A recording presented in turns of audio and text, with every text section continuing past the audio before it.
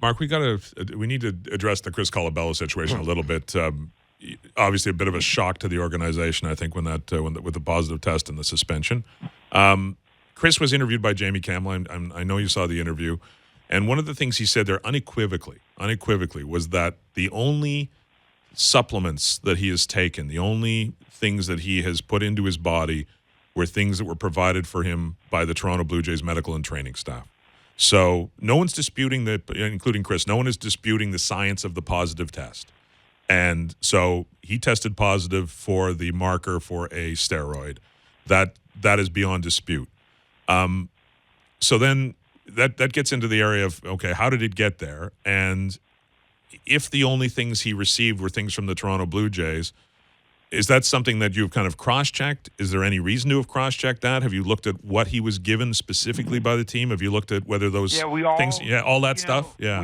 We all kind of follow the guidance of the program, and the program is administered, run by a joint effort of Major League Baseball and the union. So there is not a substance, there is not a supplement, there is not any support, whether it's hydration, snack bars, protein bars. There is nothing in our clubhouse that doesn't have the NSF approval stamp on it. Again, we just work off of what the guidance we're given from the program, and the program assures us and the players union that if it's NSF approved, that it cannot trigger a false test. So again, Stephen, I'm going to tell you that I found out the day that you found out about Chris. And I have not spent a ton of time since then because the appeal happened before that. Examining the situation, the circumstance. We've got a team to manage. We've got, a ball club to run, and beyond the ball club, we've got an organization to oversee. So it's really a Major League Baseball Players Union Chris Colabello issue. We support him personally, care about him deeply, but we're not involved in this situation beyond, just being supportive. So you didn't go back and review, and again, in terms of the NSF certification, I know the players are essentially guaranteed, right, under the agreement that if that NSF approved supplements provided by the team will not cause a positive test. There's no that it's ironclad, right? Am I correct about that?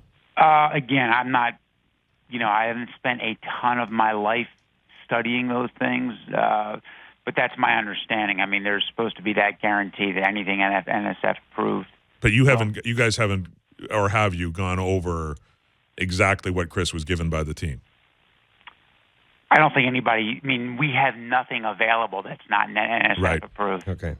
Yep.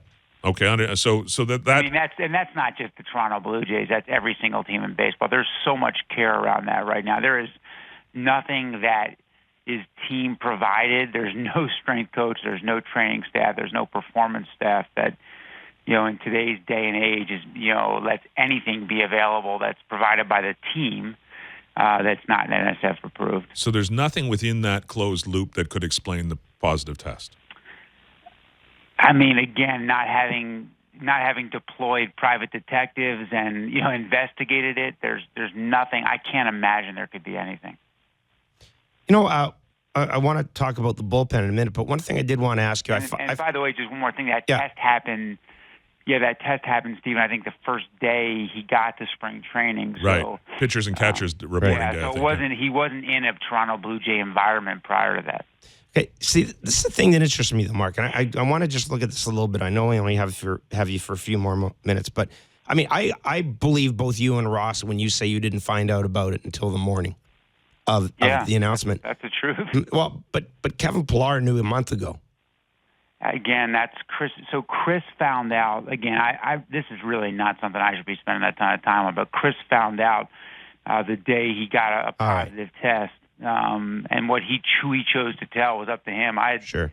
We were not people he chose to tell. That's Kevin's his friend, not just his teammate.